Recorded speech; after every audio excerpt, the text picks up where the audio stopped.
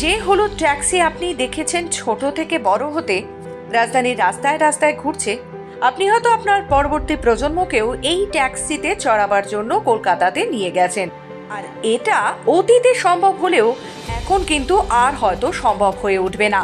কলকাতার ঐতিহ্য বলতে ট্রামকেও আমরা জেনে থাকি, কিন্তু সেই ট্রামের ভবিষ্যতেও নির্ভর করে আছে সময়ের ওপর।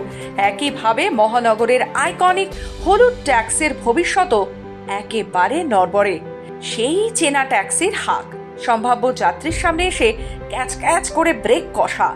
কত শত সাহিত্য, ফিল্ম, তার সাথে এই ট্যাক্সি একেবারে ওতপ্রোতভাবে জড়িত রয়েছে। সেই চেনা যান কি আর দেখা যাবে না তাকে কলকাতায়? রাজ্য সরকার অবশ্য হলুদ ট্যাক্সির বদলে হলুদ রঙের অ্যাপ ক্যাব চালু করতে চায়। এ ব্যাপারে একটি সংস্থার সঙ্গে আলোচনাও শুরু হয়েছে।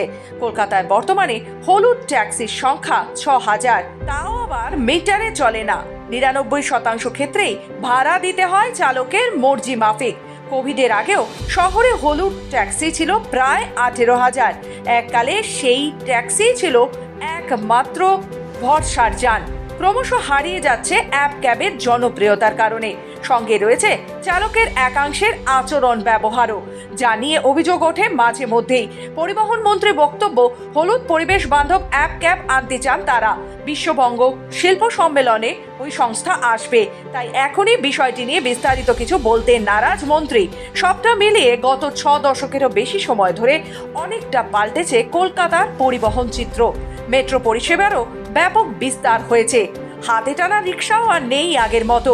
শহরে পথে এসেছে অ্যাপ ক্যাব, কিন্তু যতই যা হোক শহরবাসীর নস্টালজিয়া আইকনিক এই হলুদ ট্যাক্সি। আর তাই নিয়েই রাজ্যের দুয়ারে আর্জি সাধারণের। ব্যুরো রিপোর্ট, খবর বাংলা।